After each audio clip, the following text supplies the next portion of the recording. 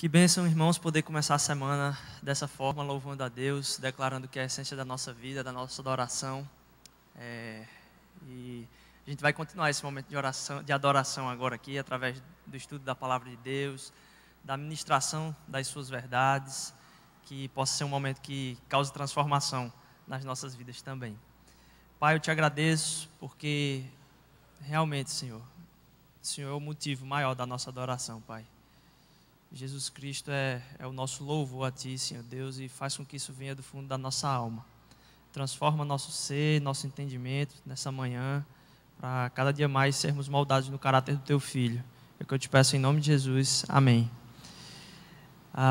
Bem, de novo, meu nome é Rodrigo, para quem não conhece, faço parte do conselho pastoral aqui da igreja e sou enviado pela igreja também numa plantação de uma outra igreja aqui no bairro de Boa Viagem, mais especificamente em Setúbal, e a gente está ali há 1 ano e meio, e agradeço de novo, toda vez que eu venho aqui eu não me canso de agradecer pelas orações dos irmãos, quando a gente se encontra e o pessoal diz, olha, estou orando por vocês, eu disse, rapaz, a gente tem sentido lá a manutenção da força e o suporte através das orações dos irmãos, faz total diferença na nossa vida, a gente está muito alegre e encarando os desafios lá desse tempo agora. Ontem a gente teve uma classe, apesar de ser muito pequena a igreja ainda, um grupinho bem restrito, mas a gente estava impressionado como Deus está juntando pessoas, porque a gente fez uma classe de noivos lá na nossa casa ontem, quase não coube na nossa sala a quantidade de noivos. Eu disse, rapaz, tem mais noivo que gente aqui nessa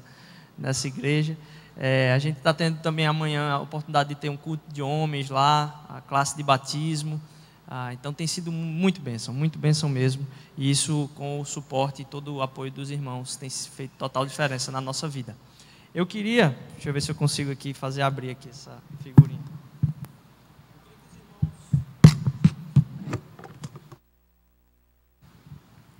Testando agora. Queria que os irmãos abrissem em Marcos capítulo 4. A partir do versículo 30.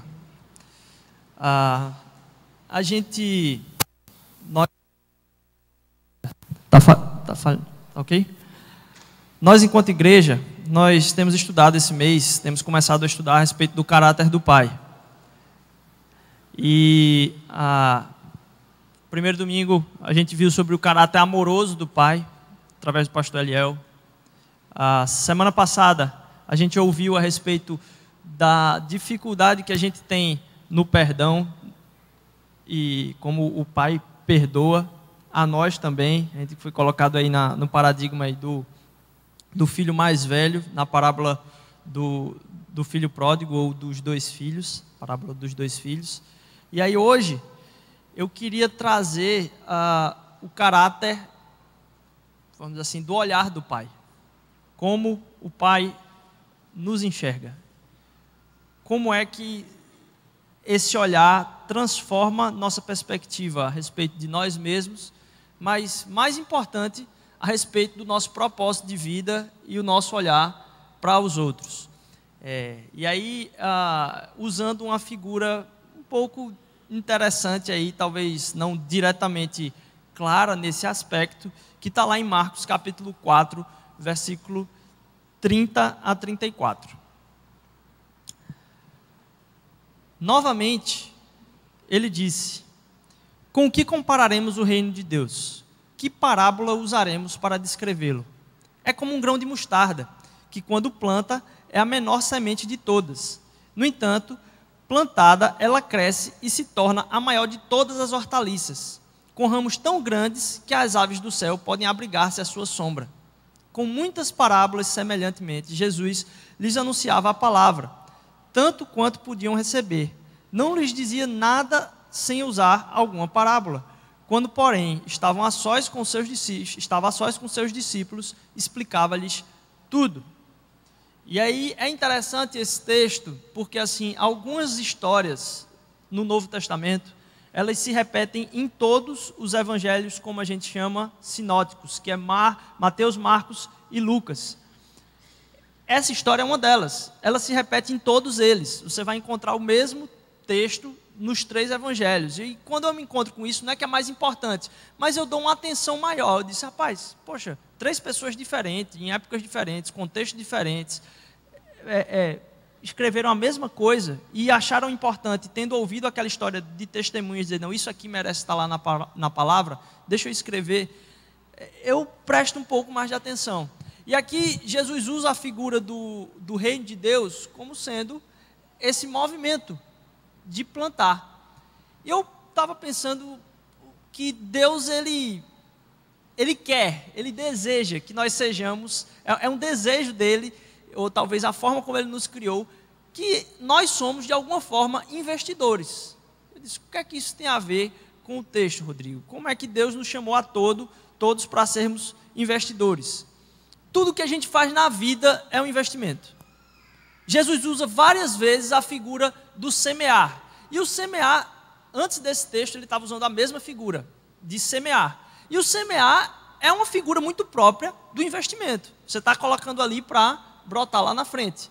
E Deus deseja para a gente que nós sejamos investidores, não é uma coisa que não é natural nossa. Não, todos nós naturalmente somos investidores. Tudo que a gente faz, espera-se um resultado a respeito daquilo. A gente não faz nada despretensiosamente. Eu gosto de sair com meus amigos. Até isso produz um certo tipo de conforto e alegria ao investimento que você faz na sua vida emocional.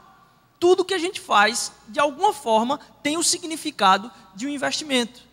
Só que a gente não foi criado, vamos dizer assim, a gente não foi educado para pensar sobre investimento. E isso gera um problema muito grande. Porque se naturalmente nós somos investidores, e a gente está fazendo alguma coisa que vai trazer resultado para a nossa vida, nem que seja uma consequência ruim, você está fazendo uma coisa ruim que vai ter uma consequência para você, isso é o resultado de um mau investimento.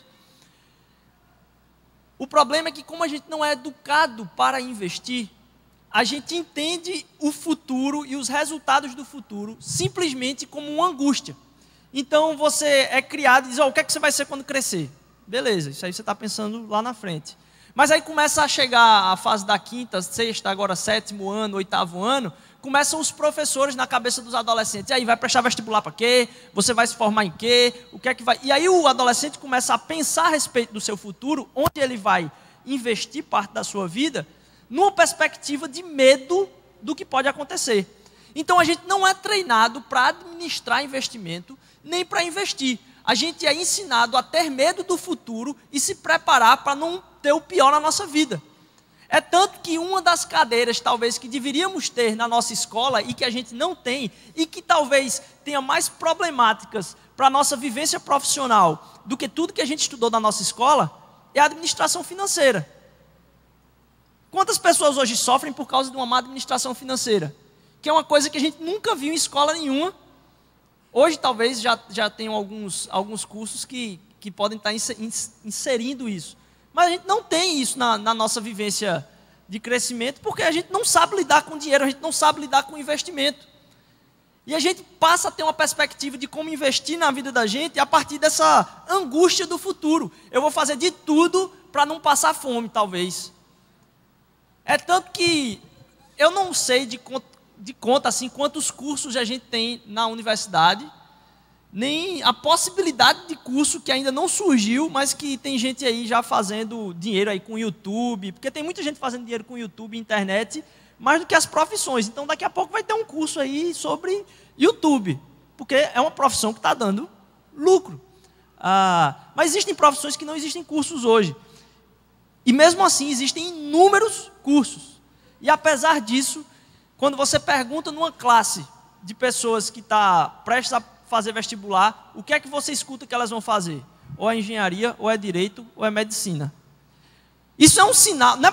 Deus não criou aquelas pessoas em 3 categorias: engenheiro, médico ou advogado. Então, assim, isso denota que a perspectiva que elas estão fazendo de investimento não tem tanto a ver com como elas foram criadas, mas porque elas estão pensando numa forma de segurança para não ter a maior perda possível.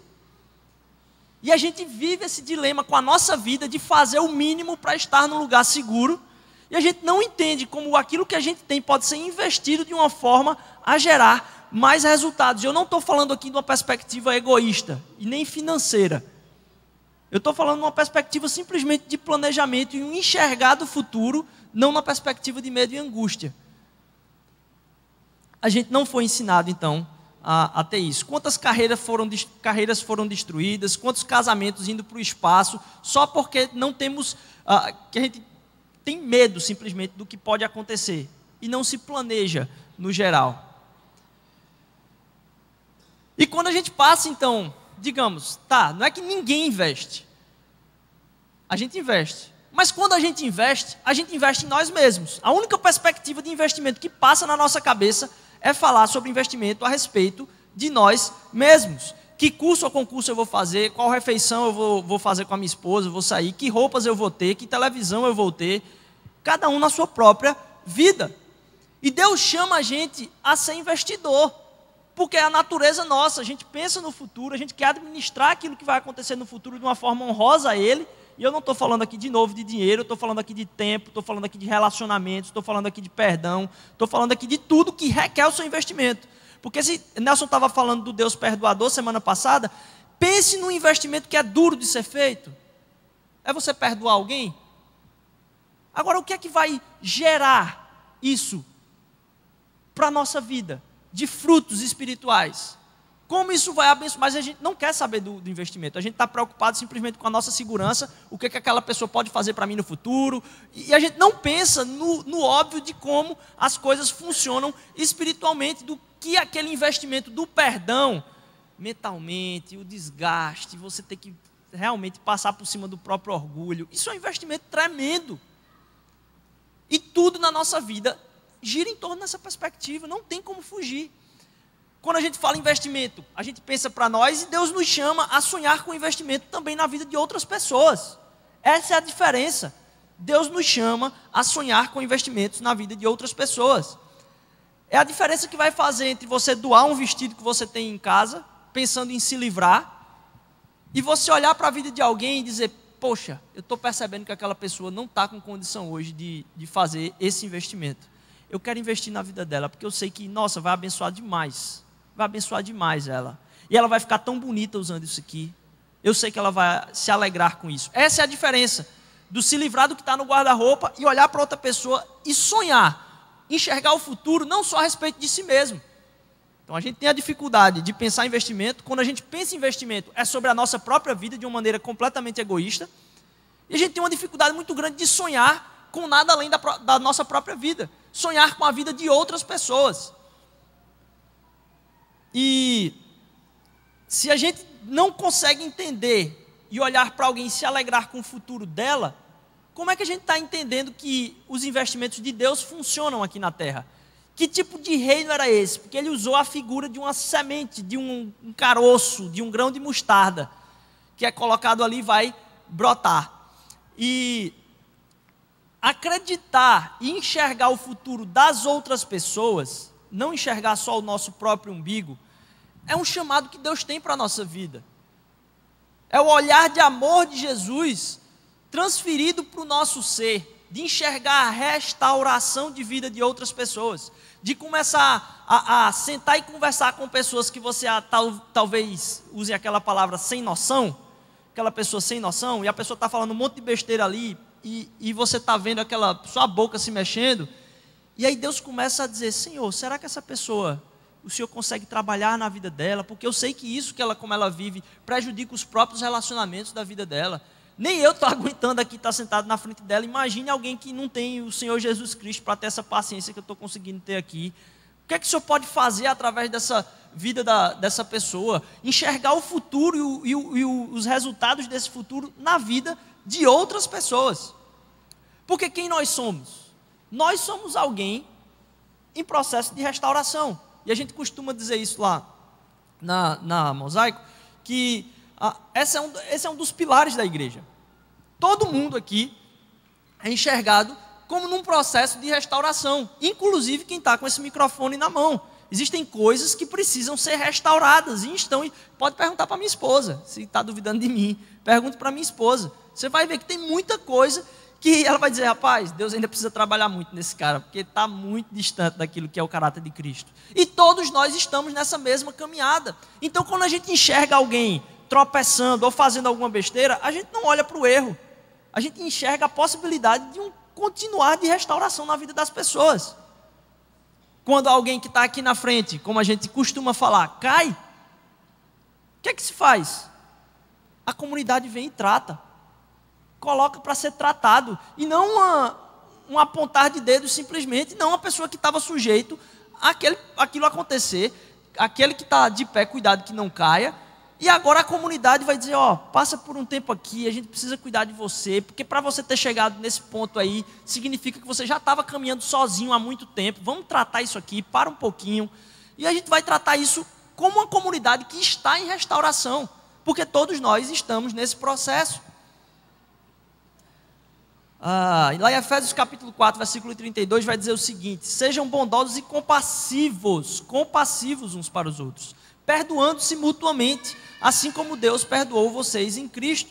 Então sabe aquela frase que a gente costuma falar, para fulaninho, não tem jeito não. Isso é uma coisa que o Evangelho arranca do nosso coração. Isso pode ser os seus olhos hoje para a vida daquela pessoa, mas o Evangelho vem convocar eu e você, meu irmão, a estarmos tirando isso do nosso coração, porque nas mãos de Jesus Cristo não tem ninguém que não tenha jeito, e a gente não pode enxergar para a pessoa como ela é hoje. A gente tem que enxergar o investimento que a gente pode fazer na vida dela, e como Deus pode agir na vida dela, para esse caminho de restauração, enxergar o futuro da vida dessa pessoa. E aí, por que então que eu usei aqui esse texto do capítulo 4 de Marcos? Até onde é que a gente está? A gente falou do investimento, na questão do semear, mas uma coisa que me tocou muito é que a semente, ela é uma figura enorme de fé. A semente em si é uma figura de fé, porque não tem nenhuma correspondência entre a aparência de uma semente e a aparência de uma árvore. Você não faz, se você desse para uma pessoa que nunca viu semente de árvore na vida, uma semente de uma árvore, você ia dizer, não tem nada a ver uma coisa com a outra. Mas o processo de crescimento da semente resulta numa árvore. E a figura da semente que Deus utiliza aqui, diz, o reino de Deus, a forma como as coisas de Deus são colocadas, é assim. Um grão de mostarda vai se tornar uma árvore que as aves vêm buscar sombra. E a figura de fé da semente nos leva a, quando pensarmos com fé a respeito da vida das pessoas, em vendo sementes, a gente conseguir enxergar árvores. Não só para a nossa própria vida, mas para a vida das outras pessoas. E eu começo a arrancar isso do meu coração, que sai tão naturalmente, que digo, fulaninho, não tem jeito. Eu começo a sentar e conversar com pessoas, enxergando nelas, não a problemática do hoje, mas sabendo que eu posso ser usado para investir na vida daquela pessoa, ser usado por Deus, e enxergando um futuro, onde Deus é capaz de levar essa pessoa. E se isso vai acontecer ou não, a responsabilidade não é minha. A minha responsabilidade é olhar, orar, enxergar na semente a árvore, ver o futuro do que Deus pode fazer na vida das pessoas, no meu trabalho, na minha escola, na minha família, e dizer, Senhor, eu sei, a responsabilidade dessa transformação aqui é do Senhor. O semeador joga a semente, quem vai dar o fruto não é o semeador. A responsabilidade da terra não é nossa. Mas cabe a nós, ao enxergarmos nessa perspectiva de fé a vida das outras pessoas, pensar às vezes como a gente pensa na nossa própria vida, enxergando o futuro, coisas boas. A gente sonhar não só com os nossos investimentos, mas sonhar com investimento na vida uns dos outros. É esse chamado que faz com que faça sentido a nossa missão aqui na terra. De vivermos e passarmos nosso tempo aqui como agentes de Deus, olhando para a vida das outras pessoas e enxergando uma coisa que elas não enxergam no momento, talvez que a gente não consegue ver diretamente, mas que Deus enxerga como um processo de restauração possível de ser feito pela ação do seu Espírito. A semente, então, é uma imagem de fé. E lá em João capítulo 12, versículo 24, vai dizer o seguinte: eu digo-lhes verdadeiramente que se o grão de trigo não cair na terra e não morrer, continuará ele só, mas se morrer, dará muito fruto. E aí é difícil para alguém que está com o microfone aqui na frente numa igreja, começar a fazer comparação de alguma coisa na vida assim. Porque eu vou usar uma comparação agora de uma semente, e aí você começa a falar um pouco a respeito de comparações a respeito de uma semente, aí tem alguém que tem um PhD em biologia da semente, sentado em algum lugar e diz: ei, rapaz, não é por aí assim não. Então, dê um desconto na minha analogia agora aqui, mas essa perspectiva do grão que precisa morrer para dar fruto, é que um grão ou uma semente na nossa mão, perceba, uma semente ela só vira árvore se ela é plantada. Um grão e um investimento na nossa mão, se ele não cair na terra, o que é que ele é? Um caroço, que só serve para entalar. E a gente vive a nossa vida guardando coisas que Deus quer que a gente deposite na vida de outras pessoas.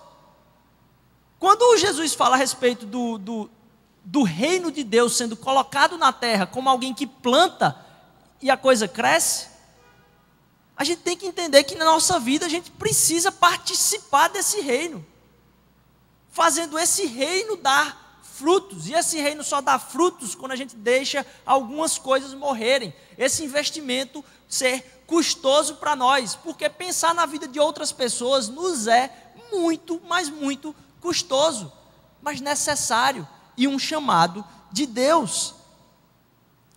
Deus nos chama a sermos uma comunidade que planta essas sementes na vida de outras pessoas, que enxerga os outros, como na teologia diria, o imago Dei, a imagem e semelhança de Deus, que foi o propósito pelo qual nós fomos criados, a gente enxergar nas pessoas mais desprezíveis pelo mundo, a imagem e semelhança de Deus, olhar para a semente e enxergar a árvore. Uma comunidade que planta sementes. Eu não sei se tem o slide lá na galeria. Se tiver, eu vou pedir que se coloque nesse momento. Tá aí. Não sei se dá para enxergar alguma coisa aí. Talvez alguns de vocês reconheçam essa imagem. Talvez alguns de vocês reconheçam essa imagem. E aí vocês vão denunciar o gosto musical de vocês nesse momento, vocês que reconheceram essa imagem. Mas isso aí é a capa de um CD de uma banda muito conhecida da década de 60, 70. E o nome dessa banda é Pink Floyd. E o nome desse álbum é Wish You Were Here, que a tradução básica seria o desejo que você estivesse aqui. A banda foi criada em 1965, nos bares lá de Londres. E aí gerou um sucesso muito grande nesse tempo inicial, nos primeiros 3 anos, um sucesso absurdo. E tinha um cara muito figura dentro dessa banda chamado Syd Barrett. E o Syd Barrett ficou na banda de 65 a 68. Por causa do uso exacerbado de drogas e talvez de um pouco de condição genética, ele começou a ter problemas de relacionamento na banda, sendo talvez o mais brilhante, mais genial das pessoas da banda. É tanto que quando ele saiu, no final do ano de 68, os produtores disseram: eu saio também, não vale a pena investir em vocês, porque quem valia a pena mesmo investir era esse cara aqui, não dá mais pra gente. E Syd Barrett, ele era essa pessoa geniosa e genial, mas com esse uso de drogas absurdo, começou a ter problemas na banda, parava de cantar no meio das músicas, causava problema para a banda toda. Um dia a banda se cansou e disse: rapaz, realmente não tem mais condição. E aí um amigo de infância dele o substituiu no seu lugar, e ele ficou recluso até o ano de 2006, quando morreu. A gente teve pouquíssima notícia dele, apesar de ter sido um dos nomes que talvez tenha entrado para o hall da fama das bandas de rock daquela época.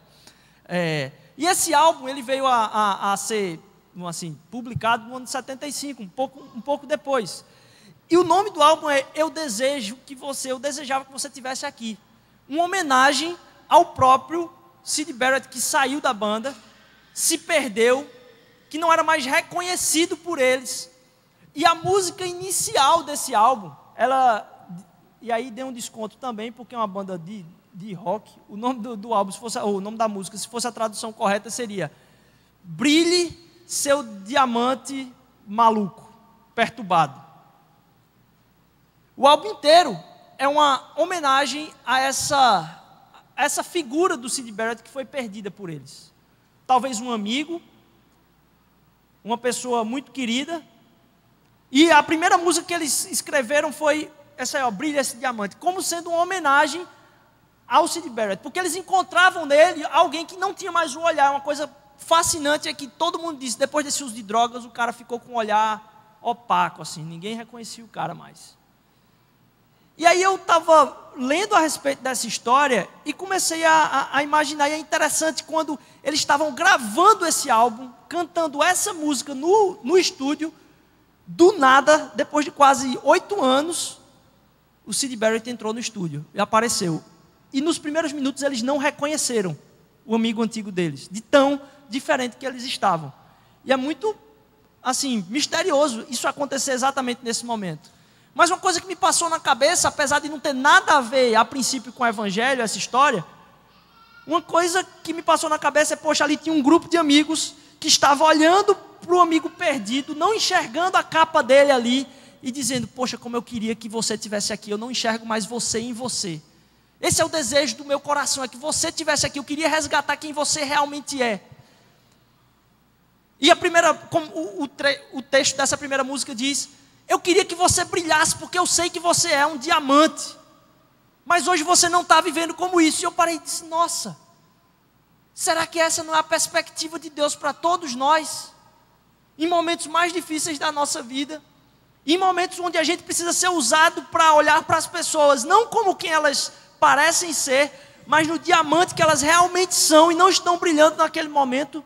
E aí essa capa aqui mostra dois homens de negócio falando um com o outro, e a imagem é justamente essa, parece que está tudo normal, a não ser que um cara está pegando fogo, e parece isso não fazer diferença, porque as pessoas vivem realmente de capa, parece que não importa o que realmente está acontecendo com o outro, a gente não enxerga o que está acontecendo com o outro, parece normal, a gente está apertando a mão de pessoas e conversando com pessoas que precisam da nossa ajuda e que às vezes por dentro estão sofrendo e pegando fogo, torrando, precisam de uma palavra simples de investimento, de um olhar diferente do que o mundo olha para a vida delas, para resgatar essa imagem e semelhança de Deus, de pessoas amadas.